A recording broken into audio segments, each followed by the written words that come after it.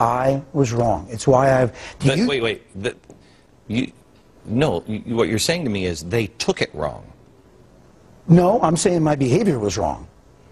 My behavior was wrong. What was wrong about it? I should have never allowed myself to be as familiar with my staff as I was. I never translated from my days in the Navy to being a congressman. But I did not. Let me be very clear. I don't know what tickle fights in the Navy. I've never been in the Navy. I don't know what tickle fights in the Navy. Let me show you something. You're going to show me tickle fights? I'm going to show you a lot more than tickle fights. You can't. I don't know if you. That's a crossing the line ceremony. Can you get this? That's a crossing the line ceremony in 1983. If you were to take this out of context today, I don't know if you can show that. You really, yeah. But can you imagine transporting back to this today? It looks like an orgy in Caligula. All right. And anybody that's been in the Navy knows it. And I am at fault. I own it. I'm not. Nobody forced me out. I made the decision. Did you ever touch anybody sexually or grope anybody sexually?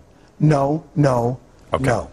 And there's a big difference. There's a huge difference. And but when you take things out of context in Washington, D.C., this is what the whole crux of this conversation is about. See, everybody loves an independent member of Congress until you are one. And the minute you step out of the mold, then the whip starts cracking. And those aren't my words. I was listening to it on this TV station today. And we'll talk about the particulars. I got myself between a rock and a hard spot. And all of a sudden, I mean, think about this. Within 15 minutes of me deciding to leave, Politico published a full story on this, complete with anonymous sources and timelines that obviously had been in development for goodness only knows how long. Who knows where they... Don't you find that kind of odd? No, I don't. Well, I do. I mean, the reason... No, I don't, because I have 2 unauthorized biographies coming out about me in this spring. No, and I've never had that happen. Yeah, well, I've got 2 of them. I understand smear tactics. Okay. I get smear tactics. And that's why I want you to say, because look, as I said to Rod Blagojevich, if you can look at the American people and say, look, I did nothing wrong, I did nothing sexual, I did nothing criminal. I did nothing sexual. I did things that were wrong. I should not have allowed myself to be that familiar with my staff. Okay. And you did nothing criminal? No. Okay. No. So if you if you say that and then it comes out, and you know, whisper campaigns are whisper campaigns, but if it comes out, you're one of the most evil bastards I've ever met. If you can say that and look at somebody in the eye, and so be it. Okay. At this point, people will be told to say anything about me. How does that work exactly? What do you mean by that? Well, come on. Let's be blunt. I voted against... By the way, we actually agree on some things. And I have hundreds of friends who in the past 48 hours think I'm Beelzebub, think I'm the devil, because I'm coming on this show. Oh, I know that. I mean... Oh, I have several friends who think I'm the devil for having you on. And by the way, I don't view you... This is where I'm different. I don't view you as my enemy. I view you as a political opponent on some issues. By the way, not all. If you look at my voting record, you find, I mean, they actually said I was the most centrist member of Congress. I voted against cap. Oh, yes. Well, that means I've seen Congress lately. That actually may be true, but... Well, I voted against cap and trade. I voted against the financial services restructuring bill. Yeah, but you're also, I mean, And yes, we do disagree. I happen to believe that health care is an imminent crisis. It is. But I also believe that what we're about to do will make it worse. But you want when you're standing against health care, it's because you want a single-payer program. In my vision of what would be perfect, yes. We're never going to get there. You and I can debate this for eons. But by the way, here's a solution to that agreement. What's the common ground? In healthcare, the biggest imperative is fix those who cannot get insurance without changing the world for everyone else. So let us buy into Medicare. I mean, there's common ground here. But that's not what this is about. Okay. I get it. You're holding up your hand. Make a blood shoot out of my eyes. Okay.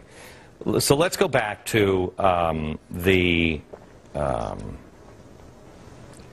question on why are you don't want to fight. You don't want to stand and fight. Nope. So why are you here? Out of all the shows you could pick, why would you pick this one? Why are you here? I want the toughest, most unforgiving interviewer possible. That would be Bill O'Reilly. He didn't call me. He'd put you in a meat grinder. Okay. Okay. This ain't exactly a Dunkin' Donut fest. Well, no, I appreciate that. We haven't even gotten started. Let me tell me your story on Rahm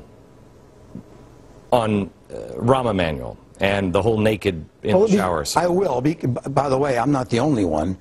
Can we talk timeline just for a second? Sure. So everyone says I'm changing my story.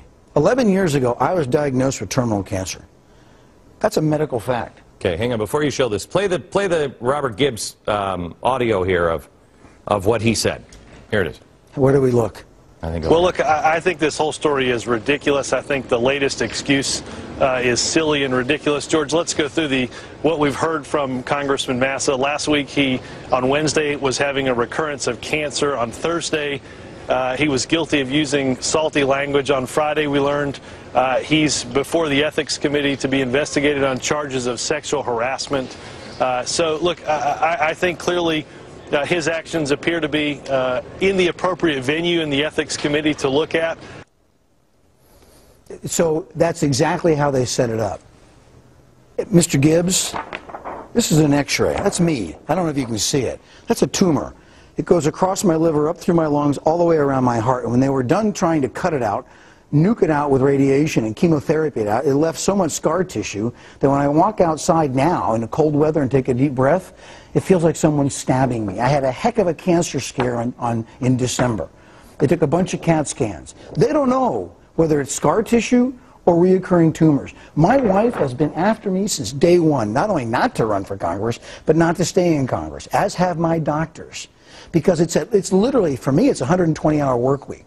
And they want to dismiss this? Okay, great. But the reality is, I didn't know anything. Nobody from the Ethics Committee talked to me, not even yet. Not a word, not one. Everything I know about it, I learned from Mr. Gibbs and from the internet. How long have they been investigating it? I don't know. I don't know that. I took a trip to California about 2 weeks ago. How does this work? It's a star chamber. And it's all supposed to be very confidential and never released to the public. That way they have these incredible powers to investigate. And the trade-off is it's kept secret. But they didn't even follow the procedures of secrecy because they started leaking things here and there. And that's how this works. It's the old one. It's the Potomac two-step. All right. We're going to take a break and then come back. I want you to start at the beginning of when your troubles began with the White House. And I want to go back. I want you to that far back. That goes back about 4 years. Hang on. I want you to keep in mind one thing. I made a promise on the first day of this show that I would not waste the time. My time is valuable, but my viewers, they don't have. I have to be here till 6. Take me where you want. They don't. Take me where you want to go. This is where I want you to go. Okay. You tell me something that I don't know about corruption, and you tell me what's going on. You want to wait till after the break or start now? I want you to wait until after the break, and you tell me, you show me, how does this system work? What does the American people, what do they need to know? Okay. Okay? Back in just a second. These are the questions that I want you to ask yourself while you're listening to the rest of this hour. Is there anything new? Anything new that you're hearing today? Do you believe what he's saying about corruption, and does it affect you? Last question is, do you believe what he says about himself?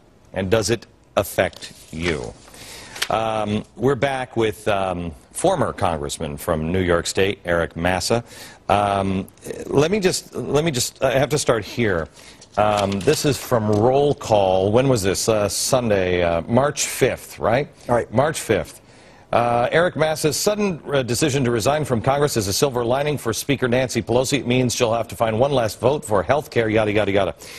You say that you were leaving because of the cancer scare. Then... No, I decided not to run again. I decided you were going to run again. That's right. And then all this blew up, and I held myself accountable and resigned. Two different things. One happened before the other. But that... As soon as I read that article, people doing the math are a lot smarter than me.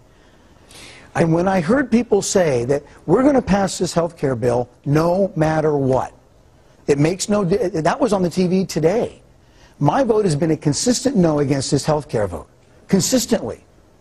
Okay, Okay, I want to get into some of the other stuff, but I Okay. have to tell you, in my wildest dreams, your honor is at stake. I just don't, I can't buy the fact that over tickle fights, you would, you would step down. It's not tickle fights. It was inappropriate language. It was the fact that somebody... Have you watched HBO? Have you ever watched The Sopranos? But that's not the standard that we're supposed to hold up in Congress.